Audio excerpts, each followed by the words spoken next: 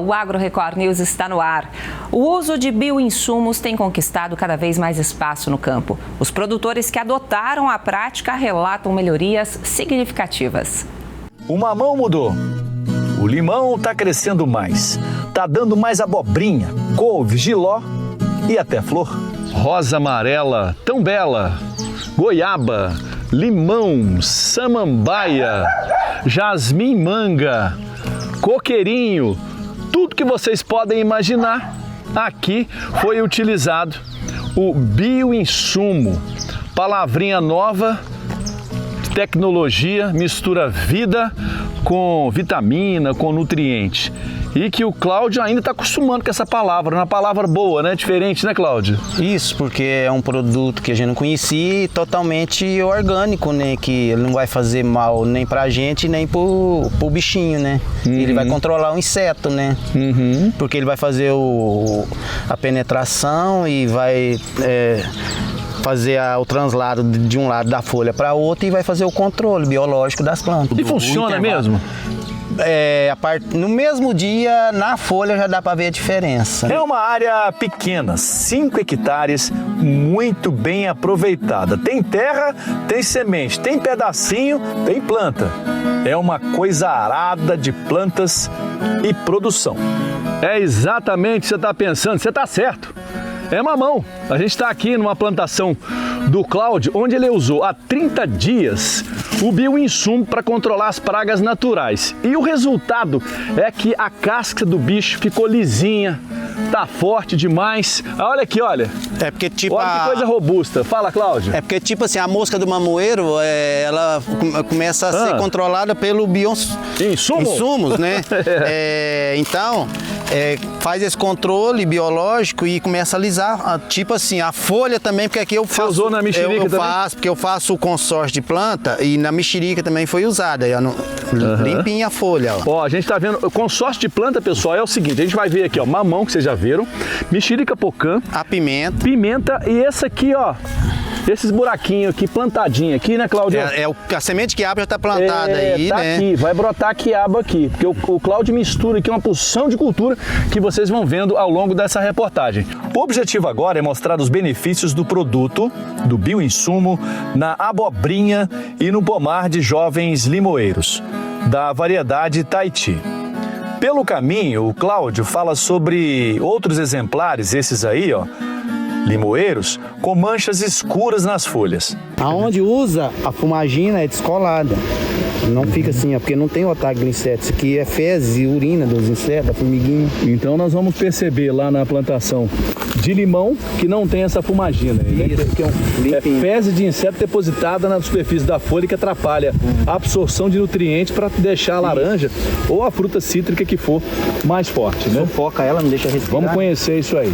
A diferença no aspecto da folha do primeiro que a gente viu para esse do outro cultivo mais novo é facilmente notada. Compare. A abobrinha vai seguindo o seu desenvolvimento rumo à produção saudável e protegida. Eu já trabalhei muito, plantei tomate, usei muito veneno agressivo, isso já há mais de 15 anos também, porque agora, há 15 anos para cá, eu venho mais maneirando e a gente vem empenhando conhecimento com esses produtos, né? E o pessoal, amigo que trabalha e vem insistindo, aí a gente começa a trabalhar com esses produtos e começa a perceber a diferença, né? Boa parte de tudo que o Cláudio produz, pelo menos as produções de limão e mamão, vão para projetos de agricultura familiar que abastecem escolas da região de Uberlândia. Depois de mais de 25 anos de negociação, a União Europeia aprovou o acordo de livre comércio com o Mercosul nesta semana. A maioria dos países membros do Bloco Europeu votou a favor do tratado. Agora está formada a maior área de livre comércio do mundo, com benefícios importantes para o Brasil. A União Europeia já é um dos principais destinos das exportações do Brasil. No ano passado, as exportações agropecuárias do bloco chegaram a 22,89 bilhões de dólares. Então, depois de quase 2 décadas, o acordo saiu. E acho que o presidente Lula teve um papel essencial. A Apex também, junto com o Itamaraty, porque a gente está lá em Bruxelas com a Luiz Nunes, com o nosso escritório, trabalhando. Agora, esse acordo vai num sentido contrário do que o mundo está andando. O mundo está desfazendo o acordo, a própria OMC perdeu importância e nós estamos falando do maior acordo econômico do mundo, Mercosul e União Europeia. Estamos falando de uma população de mais de 700 milhões de habitantes e um PIB de perto de 22 trilhões de dólares. Só perde para o dos Estados Unidos, que é de 29, e passa o da China, que são 19 trilhões de dólares. Mais que isso, o comércio entre o Brasil, pensando só o Brasil, com a União Europeia, pensando na União Europeia como uma ação conjunta, é perto de 100 bilhões de dólares. É o segundo maior comércio que nós temos com o mundo. Só perde para a China. E o bom é que ele é equilibrado, 50-50. Quando o acordo estiver em vigor, devem ser reduzidas ou eliminadas as tarifas para carnes, açúcar, etanol, café, produtos florestais e suco de laranja. Acho que esse acordo ele é esperado já há muito tempo, ele é uma negociação que passou por diversos governos, com contribuição de diversas partes ao longo de toda essa jornada. Para o setor que eu represento, de suco de laranja em particular, ele é muito importante. A Europa é um dos nossos principais mercados durante os últimos anos, tem sido o principal mercado de exportação para o suco de laranja brasileiro, e ele vai representar uma economia de cerca de 320 milhões de dólares nos próximos 5 anos, tão logo ele entre em vigor. Então, sem sombra de dúvida, é um acordo importantíssimo para o Brasil e para o agronegócio em particular. Nesse primeiro momento, o Brasil vai ser muito beneficiado, porque abre-se um grande mercado, que é o mercado europeu, com isenções de tarifas, com benefícios, com algumas questões, né? Não é tudo totalmente livre comércio, né? Manda os produtos lá e ele paga o preço final. Tem tarifas, óbvio, mas tem cotas de isenção e tem aumentos de benefícios que a gente não tinha. França, Irlanda e outras nações eram contra a aprovação do acordo, com a justificativa de que o setor agrícola sofreria uma suposta concorrência desleal. A União Europeia ofereceu benefícios para os países membros. O pacote inclui redução de impostos e investimentos. Com a aprovação, a presidente da Comissão Europeia fica autorizada a assinar o acordo. Depois disso, o tratado segue para processos de confirmação internos. O texto deve ser analisado pelo Parlamento Europeu. Além disso, deve ser aprovado pelos parlamentos dos países membros. E no Mercosul, deve passar pelos congressos do Brasil, Argentina, Paraguai e Uruguai. Tem um rito, né, a ser seguido agora, depois da assinatura.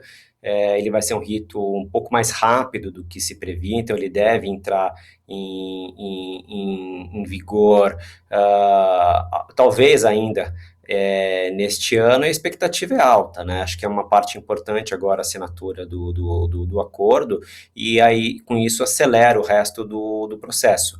E assim cumpre-se, né, essa etapa tão importante, e deixa claro que o Brasil ele está disponível para fazer acordos comerciais com esses grandes blocos mundiais, o que é uma sinalização importante. Mesmo com as demandas interna e externa mais lentas, a restrição na oferta do café deve continuar influenciando nas cotações do grão este ano. Os dados são do CPEA. A safra 2026-27 de café é caracterizada por bienalidade positiva, que, aliada ao clima mais favorável, deixa os produtores mais otimistas. As primeiras projeções divulgadas por consultorias indicam uma produção superior a 70 milhões de sacas, refletindo tanto a recuperação do arábica quanto o bom desempenho do robusta. Mas 2026 ainda deve ser marcado por oscilação nos valores. Neste início de ano, pesquisadores do CPEA apontam estoques apertados e, mesmo com a colheita em andamento no Vietnã, a menor disponibilidade global de café tende a manter os preços em patamares mais elevados. Cenário semelhante ao observado em grande parte do segundo semestre de 2025. Mesmo com a desaceleração da demanda doméstica e internacional, a diminuição da oferta segue exercendo pressão nas cotações. O suporte aos preços só deve se estabilizar quando houver uma ideia mais clara do rendimento da safra. No Brasil, o desenvolvimento nas lavouras, que deve iniciar a colheita depois de maio, segue com condições climáticas favoráveis, melhores que em anos anteriores. produtores. Vale lembrar que a adversidades climáticas vem afetando a produção de café há pelo menos 5 safras. Quanto às exportações, a safra 2025-26 deve registrar um volume exportado inferior ao observado em temporadas anteriores, em razão da menor oferta e da redução da disponibilidade de café para comercialização. Em receita, no entanto, os números seguem em alta. O Brasil deve abastecer 60% da demanda mundial de soja. Estados Unidos e Argentina, importantes produtores de soja, devem ter redução na disponibilidade do grão, o que vai diminuir a oferta global. Com isso e a projeção de mais uma safra recorde, o Brasil deve ser o responsável por abastecer cerca de 60% da demanda mundial. Os preços externos e as negociações para embarques nos portos brasileiros no primeiro semestre de 2026 já indicam sinais de recuperação.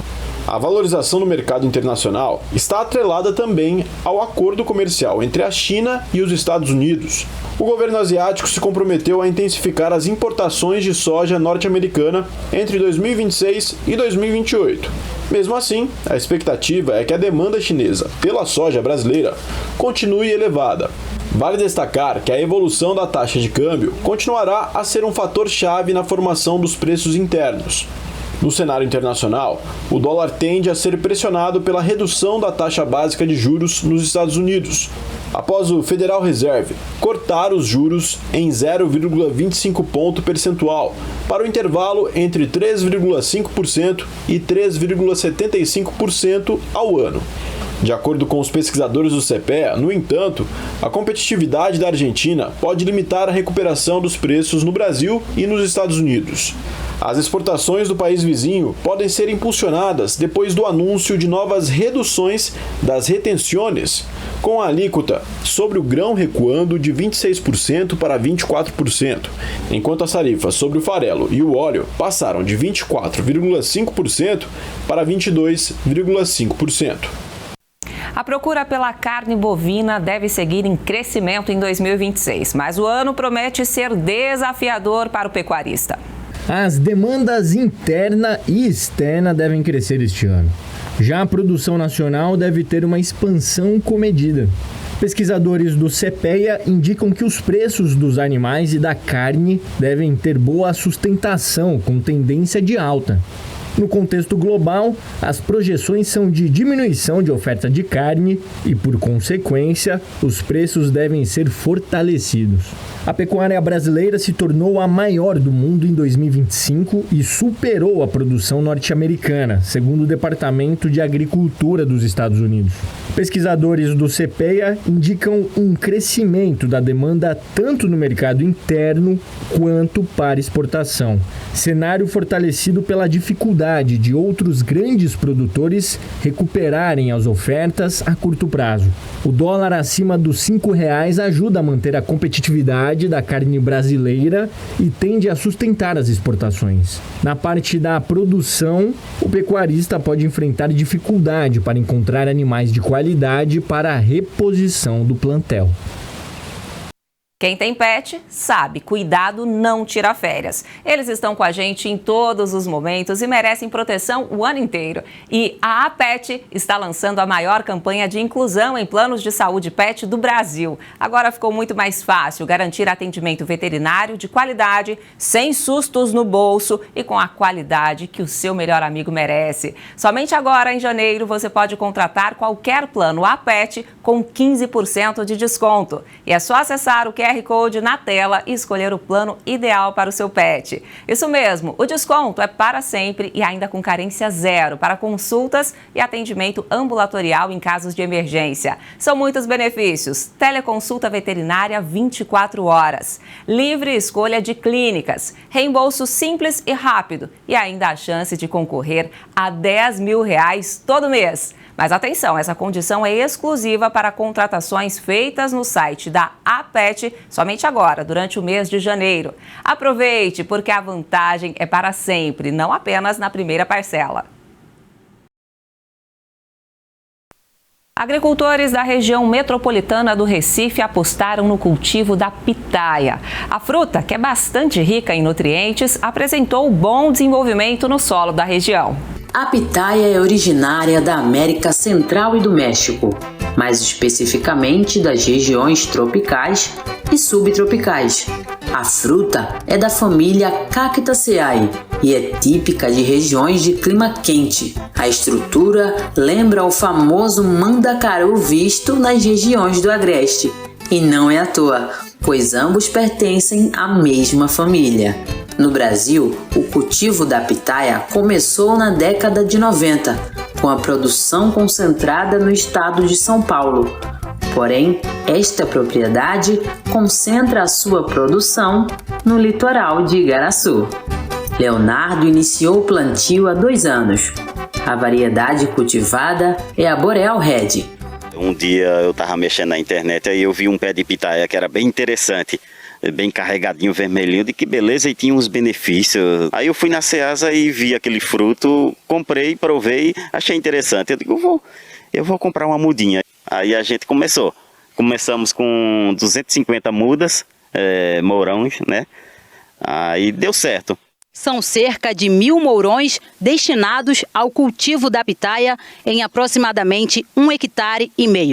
Eles fazem a colheita do fruto a cada 15 dias e conseguem aproveitar de 250 a 300 quilos da fruta. Quais são as condições ideais para o cultivo da pitaia? Sol. Um solo pode ser fraco, mas se você cultivar com bastante esterco, palhada seca, água, perfeito. Devido ao crescimento da planta, Leonardo desenvolveu uma estrutura para que a planta fique firme e consiga dar os frutos. Madeira de sabiá, que ela é resistente, pneu de moto e ferro de 3/8 a gente usamos aqui. A colheita pode ser feita poucos meses após o plantio. Em média de 8 meses já começa a botar os primeiros frutos. Os sinais que demonstram que o fruto está pronto para ser colhido são visíveis. É muito fácil, porque ela verde já tem a cor verde, né? Aí quando ela começa a vermelhar, pronto, já está no ponto. O plantio da muda exige cuidado e atenção. Leonardo demonstra como deve ser feito para garantir o sucesso na colheita. Tirei essa muda aqui, você tem que tirar ela com 30 centímetros. Aqui eu tirei um pouco maior só para mostrar para vocês. Aqui tá essa parte lenhosa, tá vendo? Aí eu não posso afundar mais do que isso aqui quando eu for plantar, porque essa parte aqui é a parte que vai soltar a raiz, aí é mais seguro para a muda. Não precisa afundar, só encostou lá, escondeu aquela parte lenhosa, encostou aqui na estaquinha, passa um cordãozinho, aí ela vai subir igual essa aqui. Todo o processo de venda e marketing fica com o Marcos, que é filho do Leonardo. A gente estima dobrar a quantidade que a gente produziu no último ano, porque ela chegou na idade, né, que começa a produzir bastante, que é com 2 anos. Tá? Então a gente estima dobrar a nossa meta. Apesar de ser uma cultura de fácil manejo, é preciso investir para garantir o retorno ao final de cada safra. Para iniciar hoje no cultivo da pitaia, você tem que ter pelo menos ali os R$90 para levantar um mourão como esse aqui, tá? Assim, pode parecer um valor um pouco alto, mas com certeza o retorno é satisfatório. Olha, o Mato Grosso não é um grande produtor de batata doce, mas alguns produtores apostam na cultura. Um casal do Paraná deixou tudo o que tinha no sul e hoje se dedica ao cultivo da batata doce em Campo Verde, no Centro-Oeste. O amor pela batata doce começou quase que por acaso. Ele, filho de agricultores, carregava no bolso a sabedoria deixada pelo pai. Ela, movida pela curiosidade, descobriu na terra um caminho de partilha e parceria. A gente é do Paraná, região de Campo Mourão. Viemos para cá, para Gruvila, em 86 aqui, direto do Paraná para cá, que era tudo cerrado. Não tinha nada aqui, que tudo era mato. A única coisa que tinha que fazer era plantar alguma coisinha, né? O manejo mistura tradição e modernidade. O trator virou aliado para preparar a terra mais rápida. Mas o coração do trabalho continua sendo o manual da limpeza da área à colheita. A gente comprou o trator, né? A gente já tinha um, daí compramos mais outro e aí aumentando, compramos minerador. A gente não tem lavador também, não tem a plantadeira, a gente planta tudo manual, né? Planta e colhe manual. A plantação é dividida. De um lado, a parte irrigada, onde a água garante crescimento uniforme. Do outro, a área que espera pela chamada chuva de Deus. Aqui, cada broto é uma aposta e cada safra uma lição de paciência.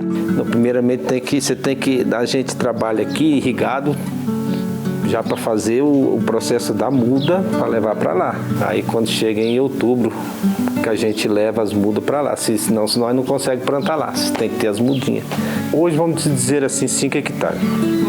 3 lá e 2 aqui irrigadas, né, direto. Esse ano passado a gente plantou 7 hectares, que depende da chuva, né, de Deus, né. Aqui não, aqui tem bomba ligada, né, daí fica mais caro, então a gente produz menos, a gente planta menos aqui, né. Na faixa de 4, 5 mil caixas por ano. E quem vive da terra sabe, o mercado oscila. Tem ano que o preço da batata doce anima, tem ano que aperta.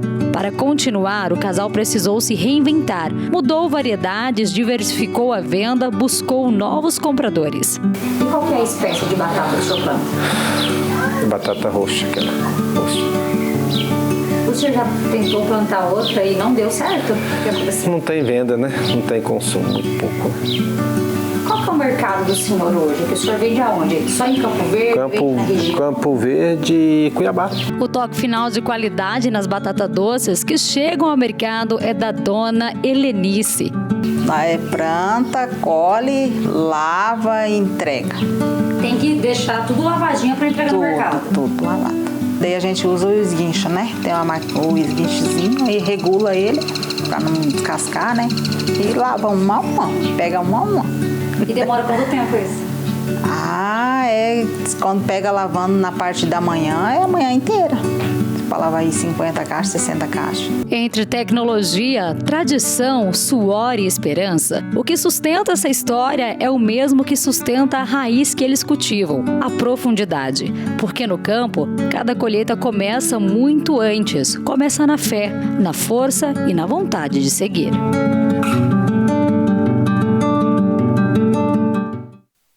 A produção de limão no Brasil registrou alta, movimentando o mercado agrícola e fortalecendo a renda de pequenos e médios produtores. Impulsionado pelo clima favorável, o cultivo da fruta se consolida como um dos mais rentáveis da citricultura.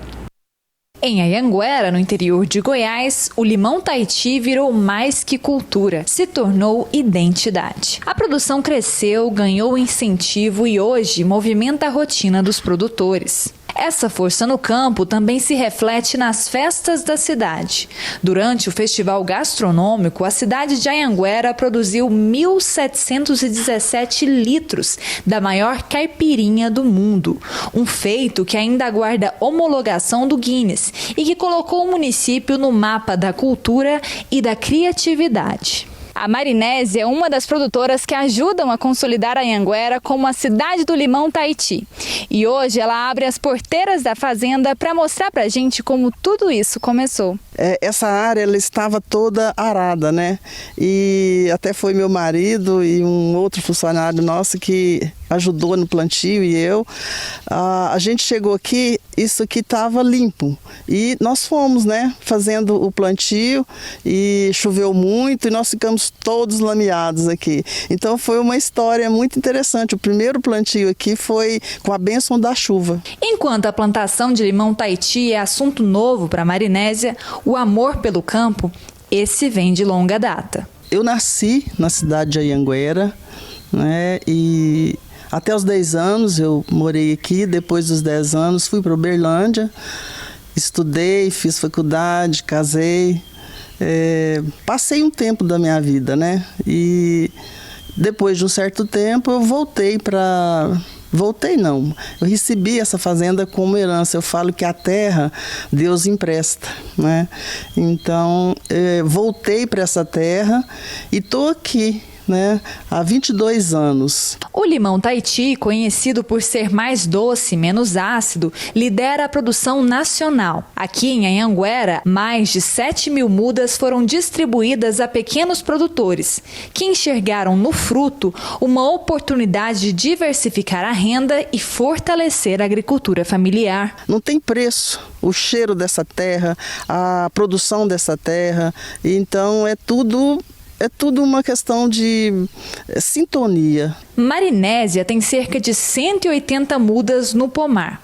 Além do plantio, agora ela estuda os melhores sistemas de irrigação e adubação para garantir frutos mais bonitos e duráveis. O projeto ainda está no início, mas já busca apoio de cooperativas para organizar a comercialização e ampliar a qualidade do produto. Para Marinésia, plantar limão é cultivar um legado, um trabalho que começa cedo, exige dedicação e revela a força da mulher no campo. Eu consigo levar, né, para a cidade, para Uberlândia, eu consigo colocar em alguns sacolões e amigos, né, que sabem que a gente leva o limão. E aqui na cidade de Cumari também, eu já fiz entrega, na cidade de Goiandira. A gente vai dando os pulos, né, onde você vê que tem o comércio, eu fui, ofereci e teve mercado, né, então a gente sabe que é um produto que ele é bem aceito. Nas mãos da Marinésia, o Tahiti deixa de ser apenas fruto, vira renda, oportunidade e tradição. A gente vai agora para a terra do milho, em Minas Gerais, que tem sabor que é patrimônio cultural e imaterial. Hoje você vai conhecer de perto a rotina do produtor de pamonhas mais tradicional do Alto Paranaíba. São 700 por dia. O movimento por aqui é intenso. É pamonha quentinha o tempo todo. Na terra que tem o milho como a base da economia, a pamonha acabou virando muito mais que um alimento. É cultura, identidade e movimenta a economia, inclusive na geração de emprego. Mas como funciona o preparo da pamonha que conquistou a região? Vamos entrar agora na indústria, que começou como um negócio de família. Um sonho que surgiu com uma simples caixa de isopor à beira da rodovia. E hoje a empresa completa 30 anos de história. Depois de descarregar o caminhão, todas as espigas são separadas e selecionadas. Aqui começa o trabalho da equipe. Mãos hábeis, ritmo acelerado e muito cuidado. Um corte errado é uma espiga desperdiçada. Esse é o seu Valdemar, 27 anos trabalhando aqui. Técnica que veio com o tempo. Tem que saber direitinho, né, o jeito que corta o milho, né, para não desperdiçar também, né?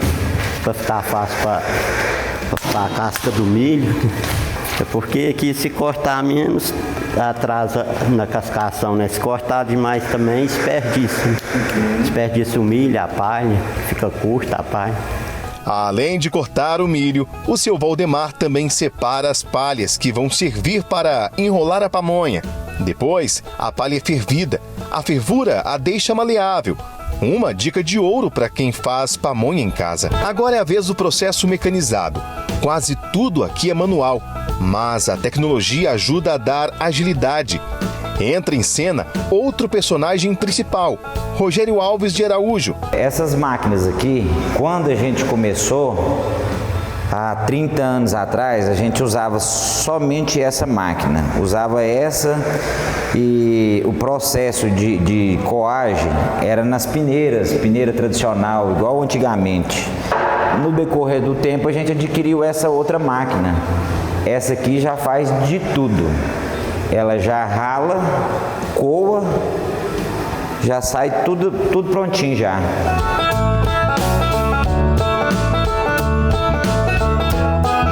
É aqui que a receita ganha sabor. Agora é hora de temperar a pamonha. E o Rogério mostra como cada sabor ganha identidade. A pamonha de doce sai mais ou menos uns 10 a 15% a mais que a pamonha de sal. Agora é hora de temperar a pamonha. Tem que ser tudo pesado, com tudo amor, carinho.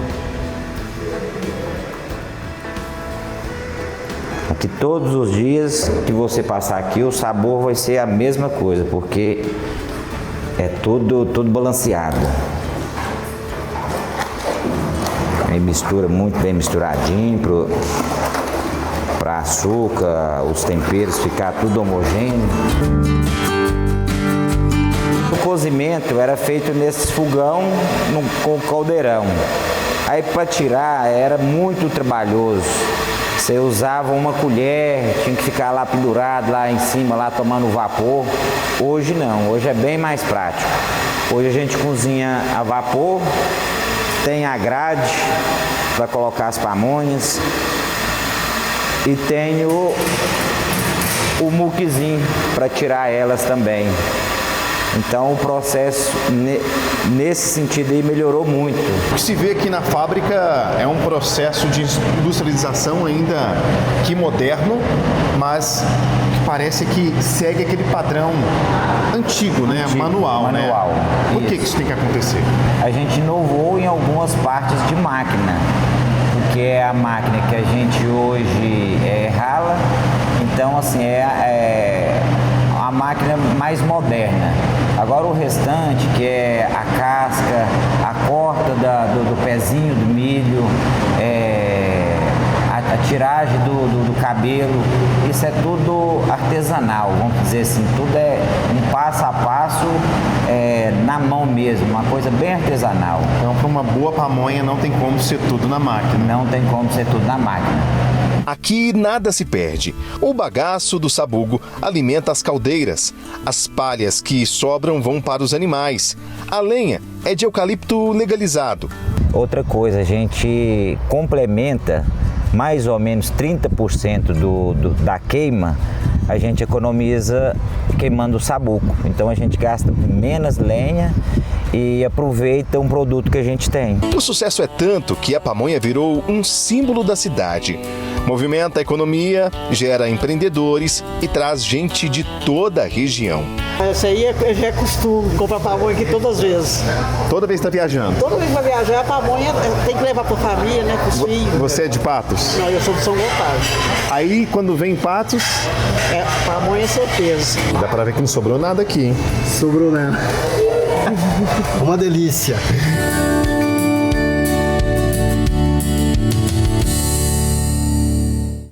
As mudanças climáticas cada vez mais intensas dificultam prever exatamente como serão as estações do ano em 2026. Apesar disso, a Defesa Civil já trabalha com algumas possibilidades para este ano. O mês de janeiro deve ter chuvas mais fortes e o inverno será mais rigoroso. O começo do ano costuma ser marcado por calor e pancadas de chuva. Mas neste verão, os temporais devem ser ainda mais fortes por causa do Laninha. O fenômeno tem como característica o resfriamento das águas do Oceano Pacífico, que altera a circulação de ventos e afeta o clima. Por isso, o verão terá menos dias de chuva, mas com temporais mais intensos e concentrados. Poucos episódios de chuva que a gente tem chuva muito volumosa, muito forte, que é onde ocorre as consequências, né, os desastres gerados por conta da chuva. Os efeitos do Laninha no Brasil começaram em setembro e vão atingir o ápice em janeiro. O Laninha não vai durar muito, deve perder força entre fevereiro e março. Em abril, o país começa a passar por uma fase mais neutra de transição. E a partir da metade de 2026, a previsão é de um inverno mais rigoroso em relação aos últimos anos. As massas de ar frio que estão mais no sul, em vez de elas ficarem bloqueadas lá no sul do país, elas conseguem avançar por todo o território paulista, por toda a região sul e região sudeste, então aí a gente começa a sentir um pouco mais do frio. Apesar das previsões, este especialista diz que a emissão de gases de efeito estufa, a partir do uso de combustíveis fósseis, intensifica as mudanças climáticas. Isso deixa o futuro cada vez mais incerto.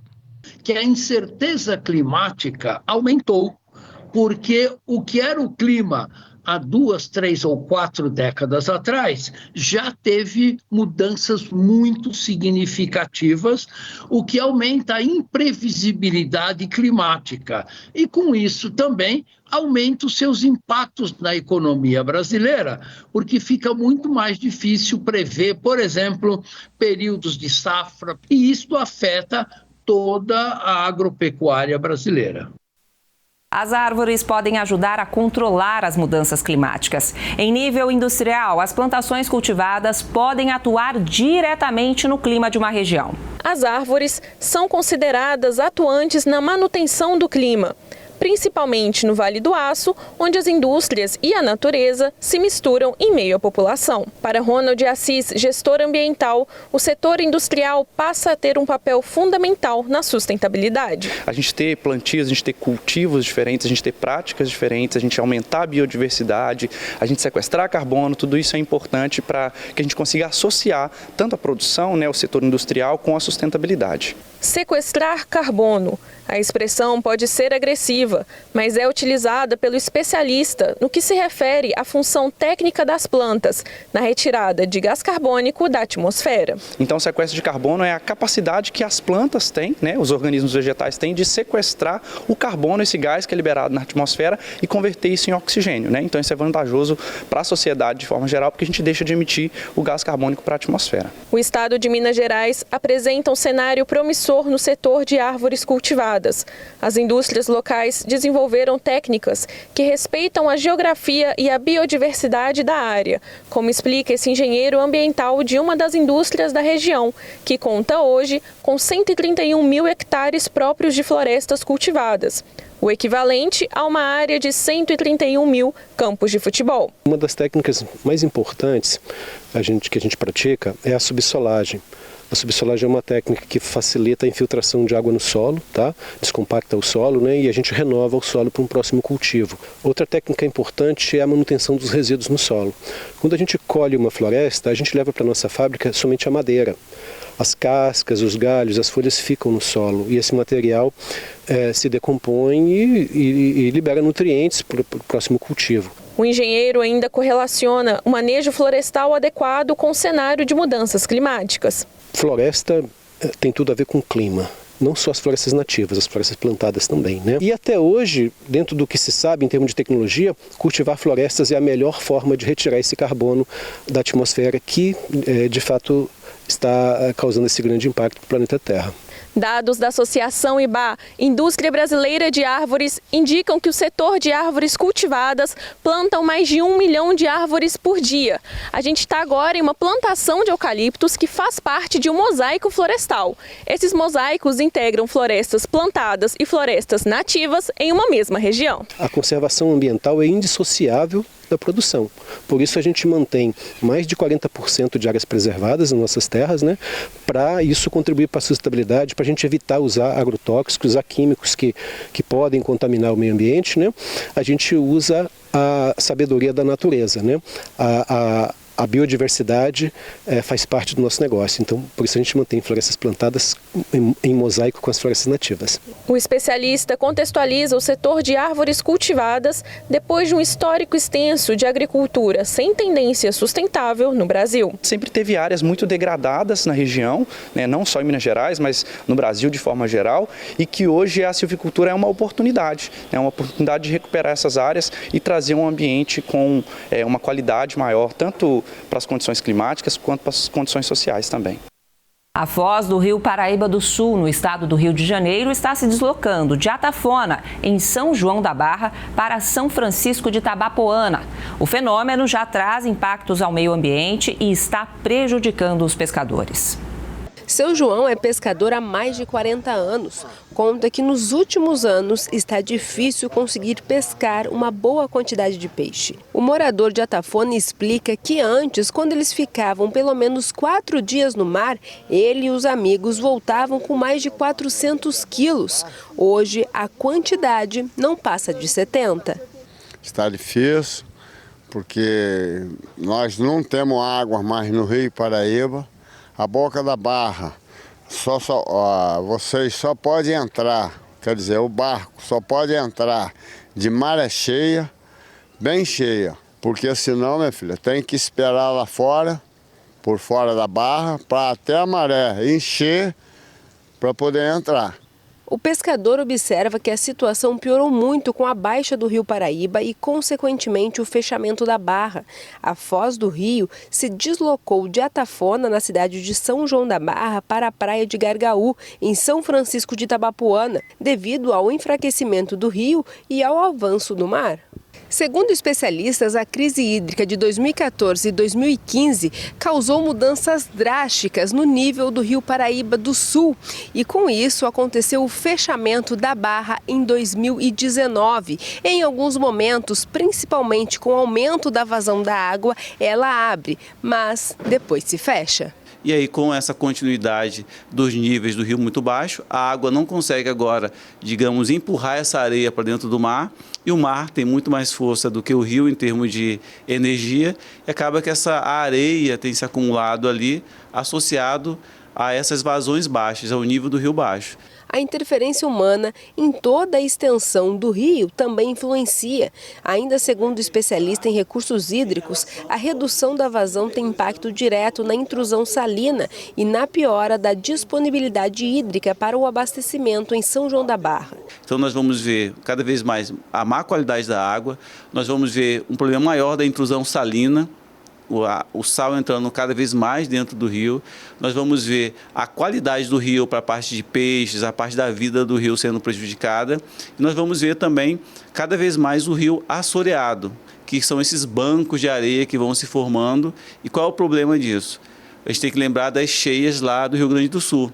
Então essa estrada que o rio precisa, que passa, que é o leito do rio, se ela está obstruída, você imagina quando chegar as grandes chuvas. Este técnico em meio ambiente explica que não adianta realizar ações apenas na foz do rio Paraíba. A gente tem que pensar na bacia hidrográfica como um todo, né? A bacia do rio Paraíba ela é muito extensa, muito grande, cerca de 53 mil quilômetros quadrados.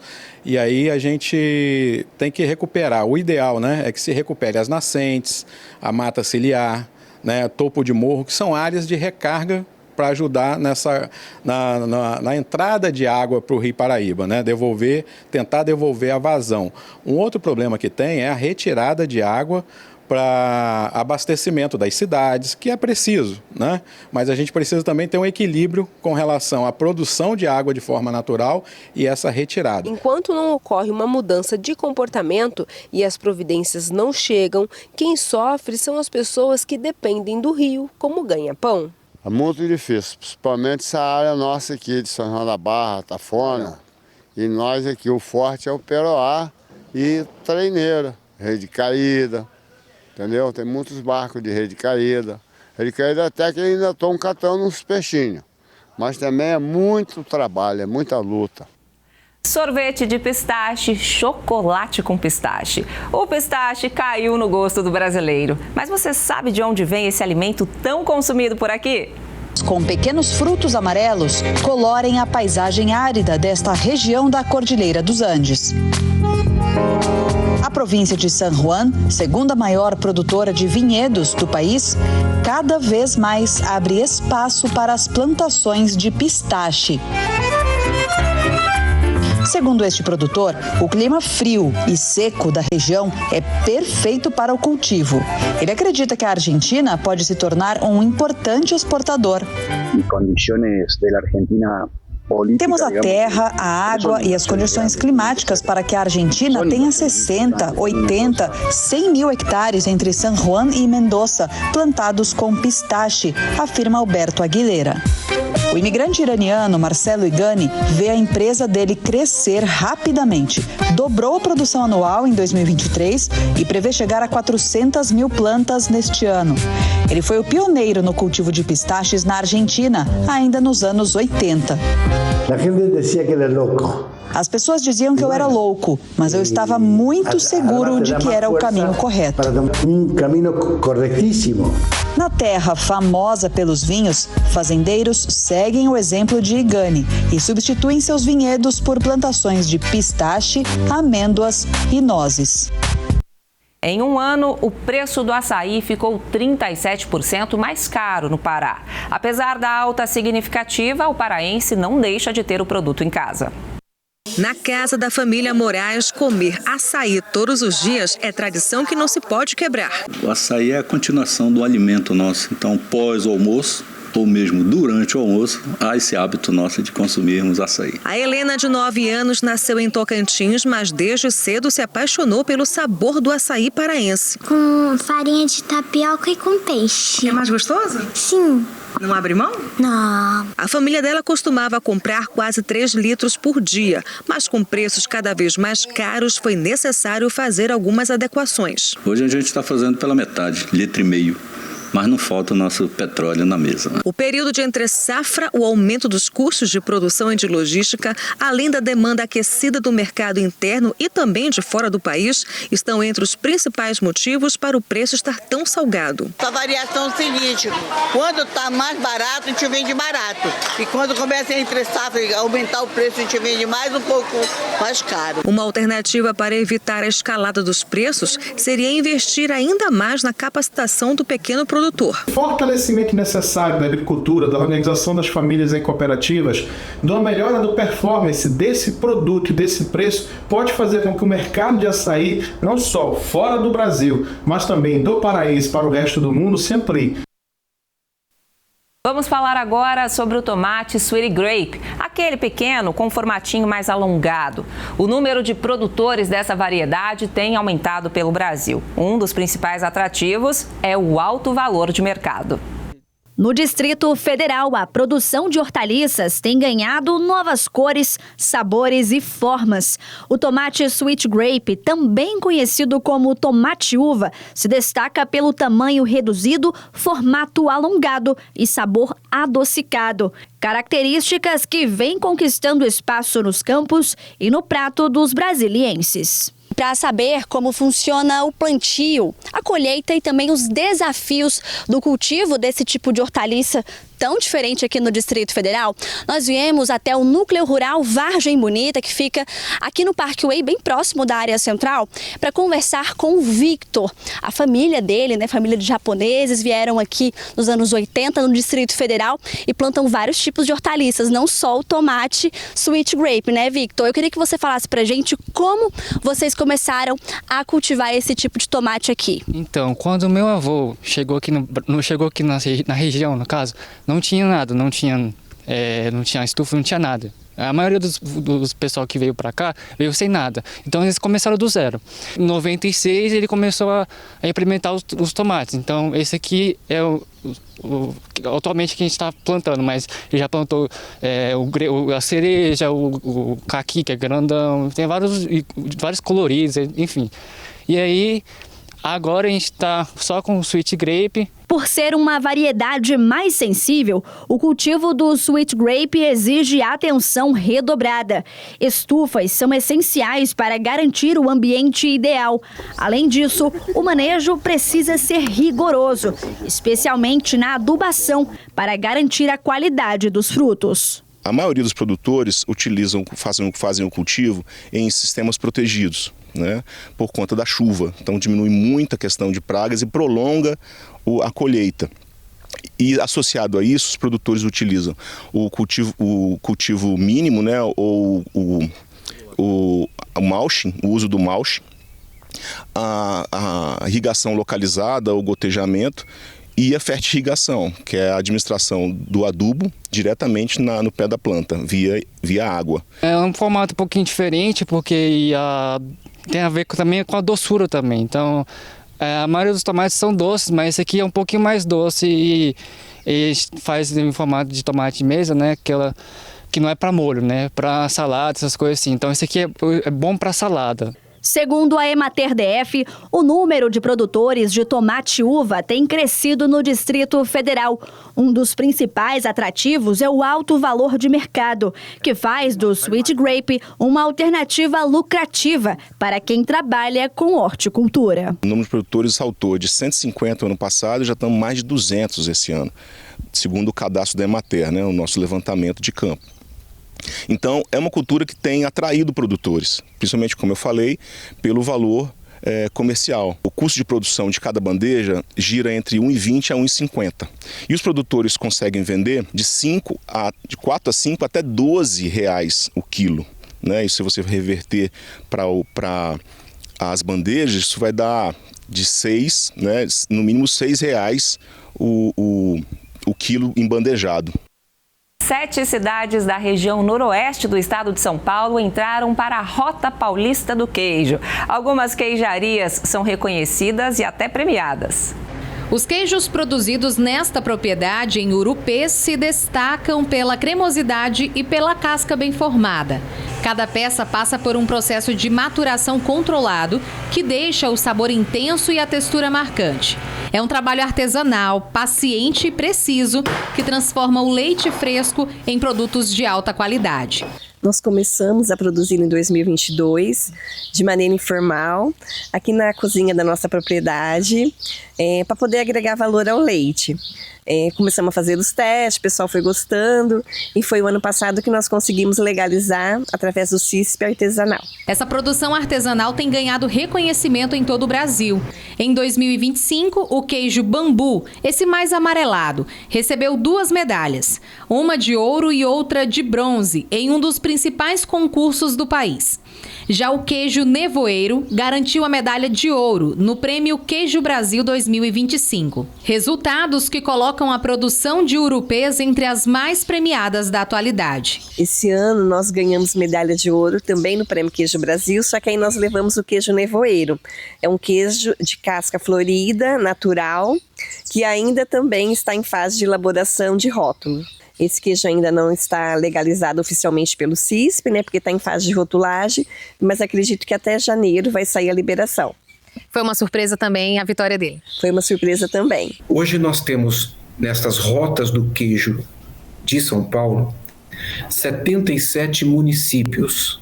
São 102 queijarias, 8 rotas organizadas e estruturadas em todo o estado. E todo esse trabalho artesanal que começa aqui no campo, agora ganha visibilidade na Rota do Queijo Paulista. O projeto, criado pelo governo do estado, coloca o Noroeste Paulista entre os destaques da gastronomia rural. Estamos muito felizes por fazer parte da Rota do Queijo. Então, é mais uma coisa para agregar, né, valor aí ao nosso produto, um diferencial na nossa propriedade. 7 cidades da região passaram a integrar o projeto Rotas do Queijo do governo de São Paulo. Uma iniciativa que quer valorizar e fortalecer a produção queijeira do estado. A produção do queijo em Urupês é feita em um ambiente planejado para garantir padrão sanitário e controle em cada etapa. O processo começa pela pasteurização do leite, depois a massa é formada, cortada e enformada. De lá, os queijos seguem para a maturação, que define o sabor e a consistência final do produto. Nós estamos permitindo que esse turista ele participe de degustações, oficinas e outras experiências queijeiras extraordinárias. E isso tende a aumentar a permanência dos turistas nestas regiões rurais. O leite utilizado nos queijos vem de 16 vacas em lactação criadas na própria propriedade. A rotina rural segue um padrão rigoroso: manejo adequado, ordenha diária e bem-estar animal garantido. O leite é na nossa propriedade, inclusive saiu a nossa certificação de propriedade livre de brucelose e tuberculose. As vacas são todas criadas a pasto e são livres, né? Então dá todo esse diferencial aí no sabor do queijo. A expectativa agora é conquistar ainda mais prêmios em 2026. E quem quiser conhecer de perto essa produção vai ter novidades. A propriedade deve abrir as portas ao público para que os visitantes possam ver todo o processo e, claro, degustar os queijos feitos aqui.